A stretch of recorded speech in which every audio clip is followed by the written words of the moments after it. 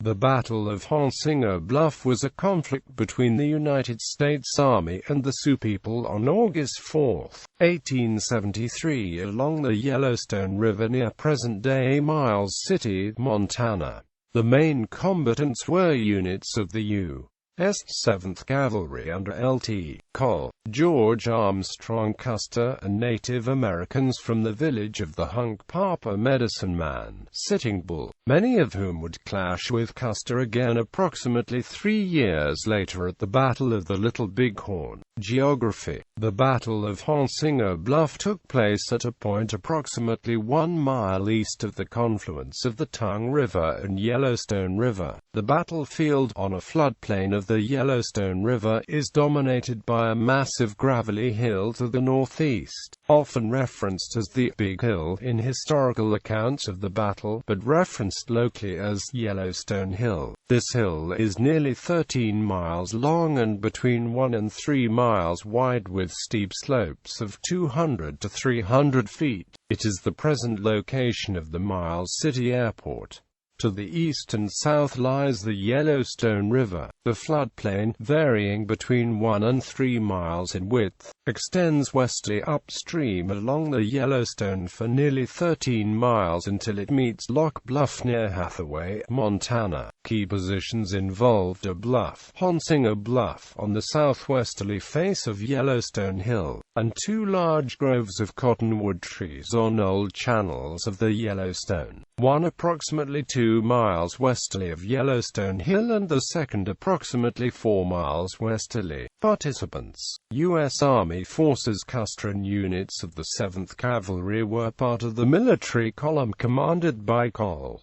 David S. Stanley, accompanying the 1873 Northern Pacific Railway Survey Party surveying the north side of the Yellowstone River west of the Powder River in eastern Montana. Stanley's column consisted of a 1,300-man force of cavalry, infantry, and 2 artillery pieces. It traveled with 275 mule-drawn wagons and 353 civilians involved in the survey. 27 Indian and mixed-blood scouts supported the column. Native American forces. The Native American forces were from the Lodge of Sitting Bull, situated near Lock Bluff to the west, estimated at anywhere from 400 to 500 lodges. It included Hunkpapa Sioux under Gall accompanied by the Warchoff Rain in the Face, Oglala Sioux under Crazy Horse, and Minneconche and Cheyenne. The Prelude. On Sunday, August 3, 1873, Stanley's column camped near the mouth of Sunday Creek, a tributary to the Yellowstone on the northeasterly end of Yellowstone Hill. Early on the morning of August 4, the column moved up the northwest side of the hill along the south fork of Sunday Creek. Captain George W. Yates with a troop of cavalry accompanied the surveyors along the southeast side of the hill along the Yellowstone River. Custer, with companies A and B of the 7th Cavalry under the command of Captain Miles Moylan, scouted to the west ahead of the Stanley column. Custer's group consisted of 86 men, 5 officers and Indian scouts. Custer's brother Lt. Tom Custer, and his brother-in-law, Lt.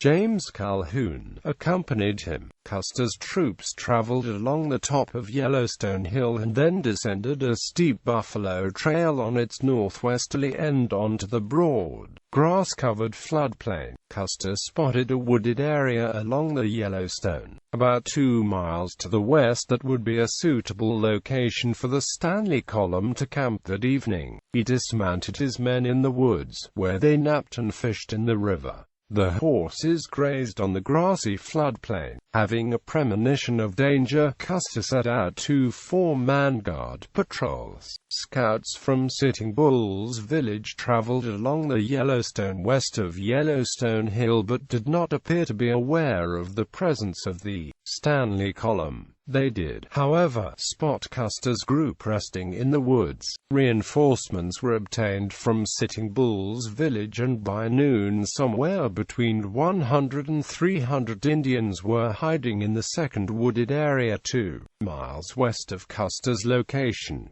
The battle. The decoy move. A small band of Indians approached the cavalry's grazing horse from the west. They were spotted by the guard units, who alerted the other troops. Custer ordered his men to saddle up and he began to pursue the Indian riders in the company of his orderly and Lt.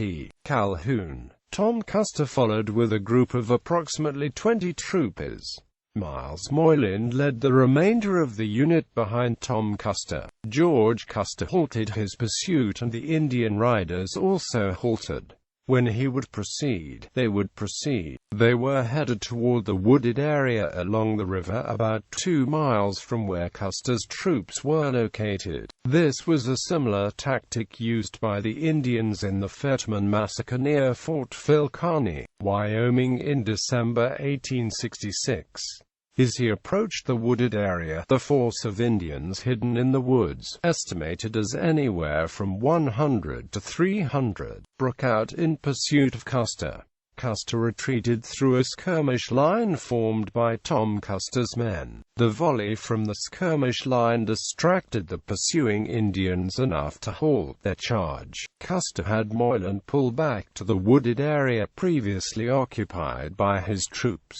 The siege. After reaching the wooded area, the cavalry troops dismounted, forming a semicircular perimeter along a former channel of the Yellowstone. The usual configuration for dismounted cavalry was every fourth man holding horses. However, due to the length of the semicircular perimeter, every eighth man held horses.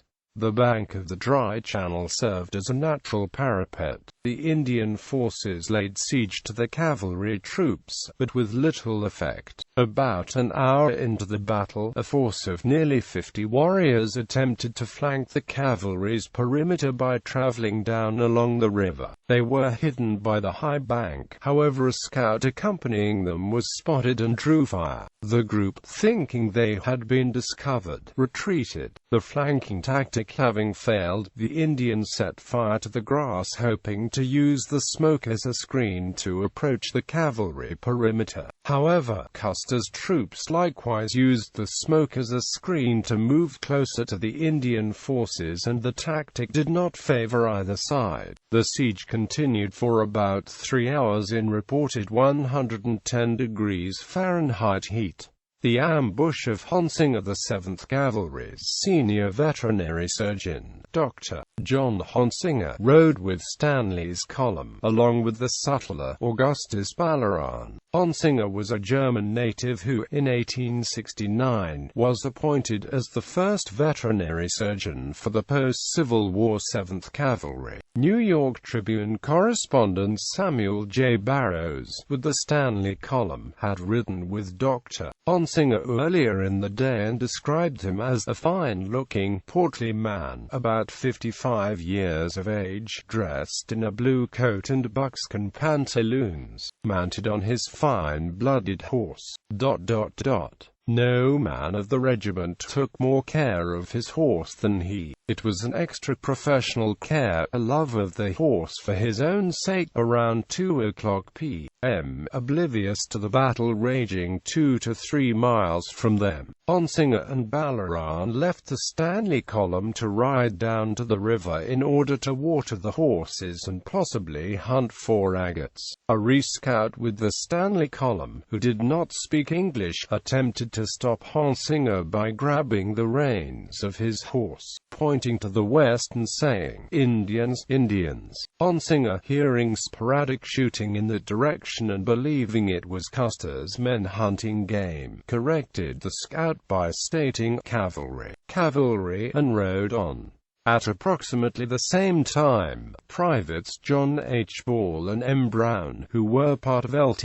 Yates' troops guarding the surveyors along the river, slipped away from the company and headed for the river to cool off and nap. Bull spotted Honsinger and Balaran en route to join them. At the same time, Rain in the Face and 5 of his warriors headed to the westerly base of Yellowstone Hill, now called Honsinger Bluff, to serve as an early warning against any approaching cavalry forces. The Indians spotted Honsinger and Balaran approaching and hid amid the rocks and scrub brush at the base of Honsinger Bluff. So successful was the concealment of the Indians that they were able to grab the reins of Honsinger's horse as he rode by, pulling him from the horse and shooting him as he fell. Balaran and Bull were also quickly dispatched by Rain in the Face and his men.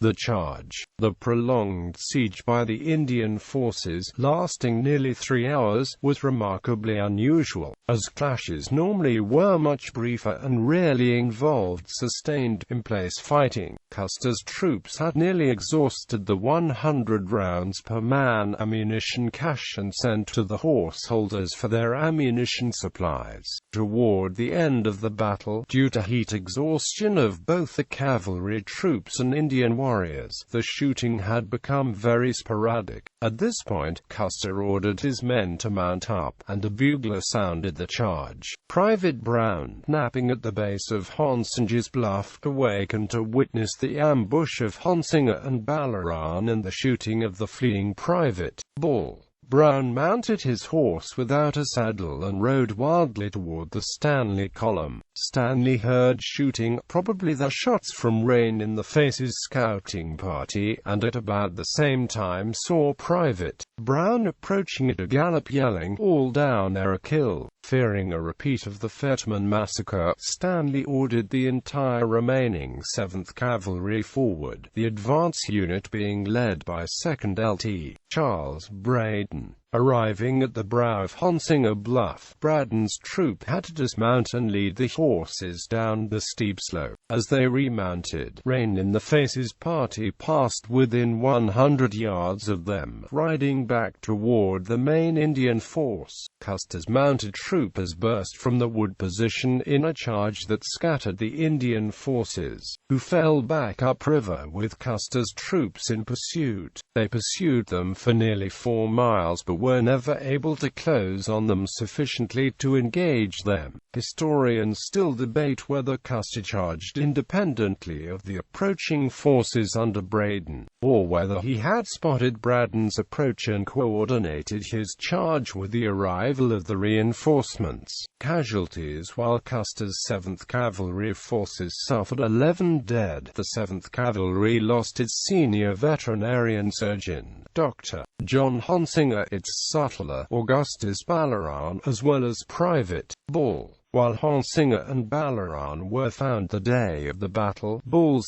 body was not located until September 1873. Although no bodies were recovered on the battlefield, Native American casualties were estimated to number 5 dead, with numerous other warriors and horses wounded. The aftermath: Rain in the Face retained Honsinger's gold watch and later bragged about killing Honsinger and Balaran. Custer learned of Rain in the Face's claims and dispatched his brother, Tom, to the Standing Rock Reservation to arrest him for the murder of Honsinger and Balaran. He was apprehended and jailed on December 13, 1874. Rain in the Face escaped from custody a few months later and vowed to cut out the heart of Tom Custer and eat it. Lt. Braden was critically wounded a week later, on August 11, 1873, in another clash with Sitting Bull's forces upriver near the mouth of the Big Horn River. His thigh was shattered by an Indian bullet and he remained on permanent sick leave until his retirement from the Army in 1878. George Custer, Tom Custer and James Calhoun, along with Captain George Yates, all perished at the Little Big Horn on June 25, 1876.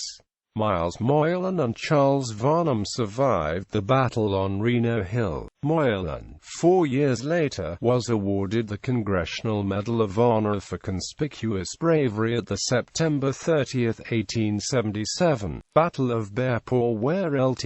Colonel Nelson A. Miles' forces captured the Nez Perce band of Chief Joseph at Snake Creek near Havre, Montana. Sitting Bull, Gall, Crazy Horse and Rain in the Face all participated in the Little Big Horn battle. Rain in the Face in later years claimed to have cut the heart out of Tom Custer at Little Big Horn and taken a bite out of it. Veterinarian John Honsinger was buried along the Yellowstone River at the base of Honsinger Bluff. Some authorities claimed that Father Pierre Desmet happened along that evening and oversaw the burial. Desmet was rumored to have baptized Sitting Bull earlier. However, Fr. Desmet died in St. Louis on May 23, 1873, over 2 months prior to the battle. U.S. Army troops occupied this area again on June 6 and 7, 1876, prior to the battle on the Little Big Horn. The Montana Column, consisting of the 2nd Cavalry and 7th Infantry under the command of Col. John Gibbon, camped in a beautiful cottonwood grove on splendid sod a few miles west of Honsinger Bluff. This was likely either the grove in which Sitting Bull's ambush force hid, or the one occupied by Custer's troops during the battle.